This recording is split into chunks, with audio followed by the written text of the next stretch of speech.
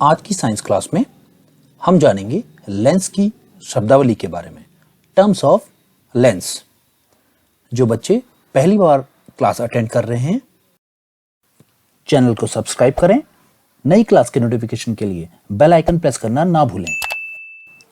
Video को like करें और साथ ही शेयर भी करें। चलिए स्टार्ट करते हैं लेंस की शब्दावली को। यहां देखिए, हमारे पास एक लेंस है। जिन बच्चों ने हमारी पिछली क्लासेस अटेंड की हैं, वो बच्चे अब बता सकते हैं कि ये लेंस किस प्रकार का है, इसका नाम क्या है। यह है एक उत्तल लेंस, कॉन्वेक्स लेंस। बच्चों देखिए, इस कॉन्वेक्स लेंस का एक आकार देखिए, अधिकतम यहां से लेकर के इस ऊपर वाले बिंदु से लेकर के नीचे वाले बिंदु तक हमने इसका नाम दे दिया MN। तो हम कह सकते हैं कि इस लेंस में जो अधिकतम प्रकाश आपतित होकर अपवर्तित हो सकता है वो MN दूरी तक हो सकता है। यदि प्रकाश की किरणें कुछ इसकी ओर को समानांतर आए तो जो प्रकाश की किरणें इस MN तक की सरफेस पर टकराएंगी वही इससे अपवर्तित हो सकेंगी, अन्य किरणें इससे आगे को निकल जाएंगी। तो ये जो अपवर्तक सतह है इस लेंस की जो अपवर्तक सतह है, इसका एक नाम होता है, इसे हम कहते हैं द्वारक। तो यह है द्वारक या फिर एपर्चर। अब एपर्चर शब्द को हम परिभाषित कैसे करें? इसकी परिभाषा हम कह सकते हैं, किसी लेंस का द्वारक उस लेंस के आकार को प्रदर्शित करता है। देखिए, इसके आकार को प्रदर्शित करता है, जैसे इसका आकार M से लेकर के N तक है। दूसरी बात एपर्चर के लिए है, लेंस का अपवर्तक तल द्वारक कहलाता है। यह है इसका अपवर्तक तल, यानी कि रिफ्रैक्टेड जो इसका सरफेस है, जहां से प्रकाश की किरणें अपवर्तित हो सकती हैं, वो तल कहलाएगा एपर्चर। आप में से बहुत से बच्चों ने डिजिटल फोटोग्राफी के बारे में सुना होगा और वहां आपने एपर्चर वर्ड को तो जरूर ही सुना होगा। और बच्चों, आजकल जो मोबाइल फोन भी आते हैं उसमें भी आपने देखा होगा, जब आप लो लाइट में फोटो खींचते हैं तो कुछ जो मोबाइल हैं उसमें लो लाइट में भी बहुत अच्छी ब्राइट फोटोज आती हैं। वो सब डिपेंड करता है लेंस के एपर्चर पर। जितना ज्यादा एपर्चर यानी जितनी ज्यादा उसकी सरफेस, उतना ही इसके अंदर प्रकाश आएगा और उतनी ही क्लियर आपकी फोटो भी आती है। देखिए, यहां पर दो फोटो आपको दिख रही हैं, यह एक पहली फोटो और एक दूसरी फोटो। तो आप देख सकते हैं दोनों फोटोज में क्या डिफरेंस है। देखिए, एक फोटो बिल्कुल आपको ब्राइट दिख रही है और एक फोटो आपको थोड़ी डार्क दिख रही होगी। ये जो ब्राइट फोटो है, हम कह सकते हैं इसमें एक ऐसे लेंस का यूज किया गया होगा जिसमें अधिकतम प्रकाश अंदर को आ रहा है और इससे अधिकतम प्रकाश अपवर्तित हो रहा होगा, जिसके कारण ये फोटो हमारी ब्राइट आई। जबकि इसमें लेंस का जो एपर्चर है उसे कम कर दिया गया होगा, जिससे ये फोटो डार्क हो गई। तो ये है बच्चों एपर्चर। चलिए अब हम एक दूसरे टर्म के बारे में जानते हैं। देखिए, ये जो लेंस है इसका एक मध्य बिंदु होगा कहीं पर, माना वो बिंदु ये है। ये बिंदु कहलाता है, जो इसका सेंटर पॉइंट है, ये कहलाता है ऑप्टिक सेंटर या प्रकाशिक केंद्र, और इसे हम डिनोट करते हैं O से। इस ऑप्टिकल सेंटर की एक स्पेशलिटी है, अगर इसकी ओर को कोई प्रकाश की किरण इंसिडेंट हो तो वो इस लेंस से बिना अपवर्तित हुए सीधी निकल जाती है। देखिए किस प्रकार से, एक प्रकाश की किरण आई ऑप्टिक सेंटर से होती हुई और इस सीधे आगे को निकल गई। इसमें आप देखेंगे किसी भी प्रकार का विचलन नहीं हुआ, यानी कि अपवर्तन नहीं हुआ। दूसरी प्रकाश की किरण भी देखिए, दूसरी प्रकाश की किरण आती है, वो भी बिना विचलित हुए आगे को निकल जाती है। तो हम कह सकते हैं कि ऑप्टिकल सेंटर लेंस का मध्य बिंदु है, सेंटर पॉइंट है, और इससे आपतित होने वाली प्रकाश की किरणें बिना अपवर्तित हुए, बिना रिफ्रैक्ट हुए सीधे निकल जाती हैं। चलिए इसको भी नोट कर लेते हैं हम। तो यह है लेंस का मध्य बिंदु, प्रकाशिक केंद्र, ऑप्टिकल सेंटर O कहलाता है। प्रकाशिक केंद्र से गुजरने वाली प्रकाश की किरणें बिना विचलित हुए सीधे निकल जाती हैं। तो ये दो बातें हैं ऑप्टिकल सेंटर के लिए। बच्चों, अब जानते हैं इस लेंस की सतह के बारे में कुछ बात करते हैं, सरफेस के बारे में। कि अगर आपने हमारी पिछली क्लास अटेंड नहीं की है स्फेरिकल लेंस वाली, तो आप उसे पहले अटेंड कर लें, उसका लिंक डिस्क्रिप्शन बॉक्स में दिया गया है। उसके बाद आपको ये सारे कॉन्सेप्ट बहुत अच्छे से क्लियर हो जाएंगे। देखिए, ये हम बात कर रहे हैं यहां इसकी इस सरफेस की।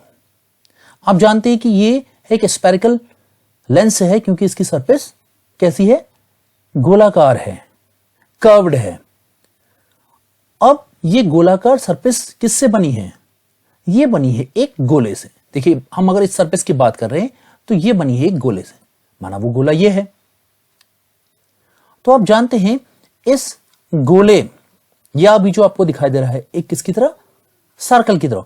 इस सर्कल का एक सेंटर पॉइंट होगा कहीं पे, वो सेंटर पॉइंट है इसका ये जो भी ग्लो कर रहा है, इसका ये सेंटर पॉइंट है, जो सेंटर केंद्र हो गया। अब जैसे ये सरफेस एक गोले से बनी है, ठीक उसी प्रकार से ये वाली सरफेस भी एक गोले से बनी होगी। तो वो गोला है ये, और इसका भी एक सेंटर है, इसका नाम रख दिया हमने सी। अब यहां कंफ्यूजन से बचने के लिए हम इनमें से एक का नाम C1 और एक का नाम C2 रख देंगे। क्योंकि यहां बात हो रही है लेंस की, तो हम इसको केंद्र ना कह के हम इसे कह देते हैं सेंटर ऑफ कर्वेचर। हम क्या कहेंगे इसे? वक्रता केंद्र, सेंटर ऑफ कर्वेचर। और मैंने जैसा कि कहा, आप किसी का नाम भी C1 और C2 रख सकते हैं। यहां मैंने इसका नाम C1 रख दिया और इसका नाम C2। तो हम कहेंगे कि उत्तल लेंस, कॉन्वेक्स लेंस के दो सेंटर ऑफ कर्वेचर होंगे, C1 और C2। ये किसके भाग हैं?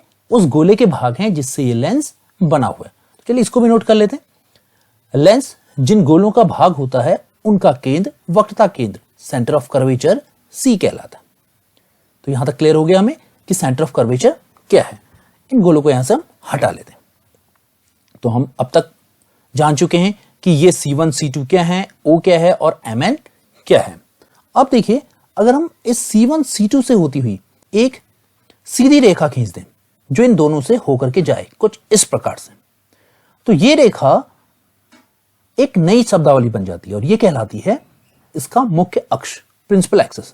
किसे कहेंगे हम प्रिंसिपल एक्सिस? हम कहेंगे लेंस के दोनों वक्रता केंद्र से होकर गुजरने वाली सरल रेखा को लेंस का मुख्य अक्ष कहते हैं, प्रिंसिपल एक्सिस। जो इसके दोनों वक्रता केंद्र यानी कि C1 और C2 से होकर के गुजरेगी, वो रेखा कहलाएगी प्रिंसिपल एक्सिस। चलिए अब एक नए टर्म के बारे में हम जानते हैं। देखिए, यहां मेरे पास एक प्रिंसिपल एक्सिस पर एक है टॉर्च, आप लोग देख रहे होंगे यहां पर को। और अब इस टॉर्च को मैं थोड़ा आगे को बढ़ाता हूं। ध्यान दीजिए, देखिए ये टॉर्च कुछ इस प्रकार से आगे की ओर को आ रहा है और यहां पे जाके मैंने इसे रोक दिया और मैं यहां से इसे ग्लो करता हूं। ध्यान दीजिए, देखिए इससे प्रकाश की किरणें कुछ इस प्रकार से आपतित होती हैं। अब आपको पता है कि अधिकतम प्रकाश की किरणें इसमें कहां तक जा सकती हैं? M से लेकर के N तक, यानी कि इसके एपर्चर तक।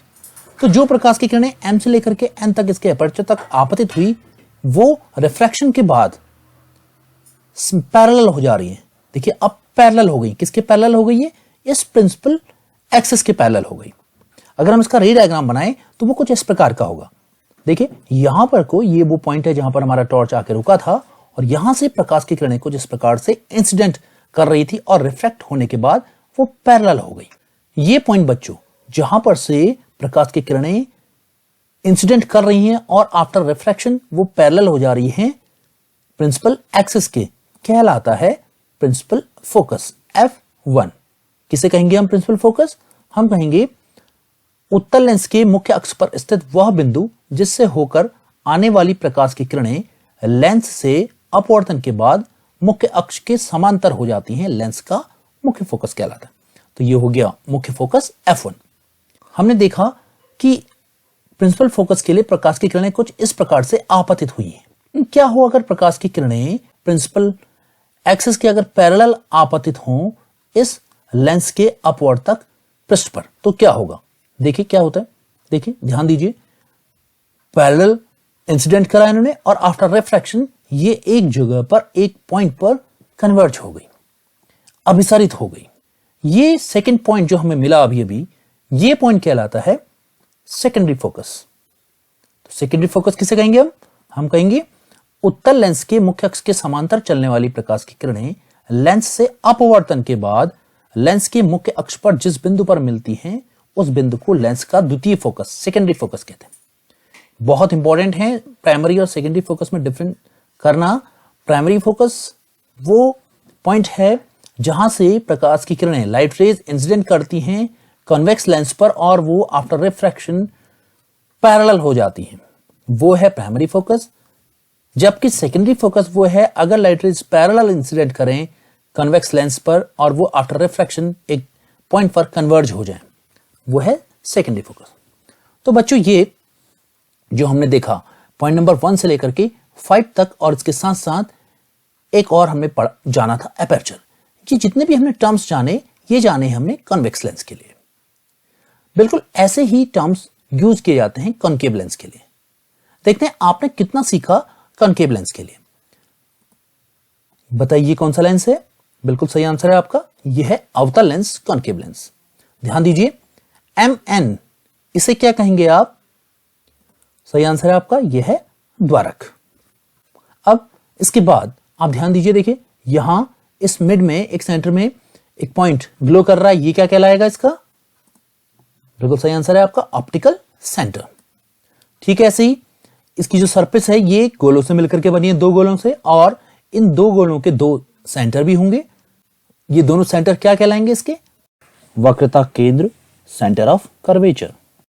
इन गोलों को हम हटा दें यहां से, तो एक अगर मैं अब एक कोई इमेजिनरी लाइन खींच दूं जो इसके C1 और C2 से होकर के जाए, वो क्या कहलाएगी?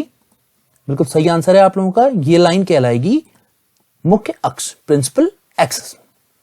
बच्चों यहां तक तो बिल्कुल सेम है, optical centre, centre of curvature और प्रिंसिपल एक्सिस। लेकिन इसके बाद थोड़ा सा कुछ डिफरेंस आपको देखने को मिलेगा। अब कैसे वो डिफरेंस है देखते हैं।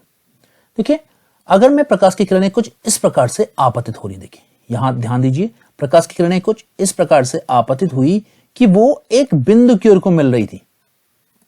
यहां ध्यान दीजिए, देखिए वो एक बिंदु पर आ रही है।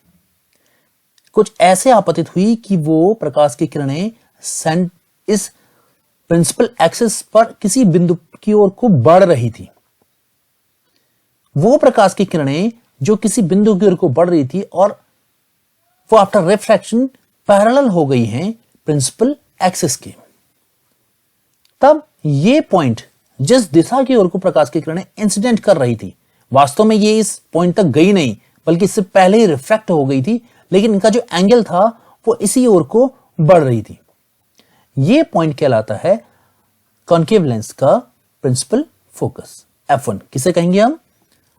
अवतल लेंस के मुख्य अक्ष पर स्थित वह बिंदु जिसकी ओर आने वाली प्रकाश की किरणें लेंस से अपवर्तन के पश्चात मुख्य अक्ष के समांतर हो जाती हैं, लेंस का मुख्य फोकस कहलाता है। तो देखिए, इस बिंदु की ओर को आ रही थी, लेकिन इससे पहले ये रिफ्रैक्ट हो गई, और ये बिंदु जिसकी ओर को ये आ रही थी, हमें ऐसा लगा था कि इस बिंदु की ओर को आएंगी, तो ये बिंदु कहलाया इसका, ये पॉइंट कहलाया इसका प्रिंसिपल फोकस। अब प्रिंसिपल फोकस की तरह ही इसमें सेकेंडरी फोकस भी होगा। तो सेकेंडरी फोकस कैसे बनेगा? देखिए, हम फिर से एक रे डायग्राम को ध्यान दीजिएगा आप लोग। अब की बार प्रकाश की किरणें पैरेलल आई और वो कुछ बाहर की ओर को डाइवर्ज हो गई। अब ये प्रकाश की किरणें जो बाहर की ओर को डाइवर्ज हो गई, ये पीछे किसी बिंदु से आती हुई प्रतीत होती है। देखिए यहां, देखिए ध्यान दीजिए, ये इस पॉइंट से आती हुई हमें ऐसा लगता है कि इस पॉइंट से ओरिजिनेट हो रही है, ये यहां से आ रही है। तो ये पॉइंट जो अब की बार ग्लो कर रहा है, ये कहलाता है इसका द्वितीय फोकस या फिर सेकेंडरी फोकस। किसे कहेंगे हम सेकेंडरी फोकस? सेकेंडरी फोकस है अवतल लेंस के मुख्य अक्ष के समांतर चलने वाली प्रकाश की किरणें लेंस से अपवर्तन के पश्चात मुख्य अक्ष के जिस बिंदु से फैलती हुई प्रतीत होती हैं, अवतल लेंस का द्वितीय फोकस, सेकेंडरी फोकस कहलाता है। तो ये हो गया सेकेंडरी फोकस। हमें इस पॉइंट से प्रकाश की किरणें फैलती हुई हमें लगता है ऐसा कि ये यहां से फैल रही है। तो ये 5 टर्म्स आपके कॉनकेव लेंस के लिए भी आप क्लियर हो चुके हैं कि ऑप्टिकल सेंटर O क्या है और कहां पर बनेगा, इसकी क्या स्पेशलिटी है, सेंटर ऑफ कर्वेचर C1 और C2 क्यों है, प्रिंसिपल एक्सिस क्या है, मुख्य फोकस F1 और द्वितीय फोकस F2 क्या है। बच्चों आज के लिए आपके इंपॉर्टेंट क्वेश्चंस आपने क्या सीखा, ये हैं लेंस के किस बिंदु से गुजरने वाली प्रकाश की किरणें लेंस से बिना विचलित हुए सीधी निकल जाती हैं। सेकंड क्वेश्चन है किसी गोलीय लेंस का मुख्य अक्ष प्रिंसिपल एक्सिस क्या होता है। थर्ड क्वेश्चन है अवतल लेंस कॉनकेव लेंस के द्वितीय फोकस को किरण आरेख की सहायता से समझाइए। आपने रे डायग्राम से बताना है कि सेकेंडरी फोकस क्या होता है कॉनकेव लेंस का। और लास्ट क्वेश्चन है आपके लिए उत्तल लेंस कॉन्वेक्स लेंस के किरण आरेख की सहायता से वक्रता केंद्र, सेंटर ऑफ कर्वेचर, मुख्य अक्ष प्रिंसिपल एक्सिस और मुख्य फोकस प्रिंसिपल फोकस को समझाइए। आज की क्लास के लिए यहीं तक बच्चों, थैंक यू।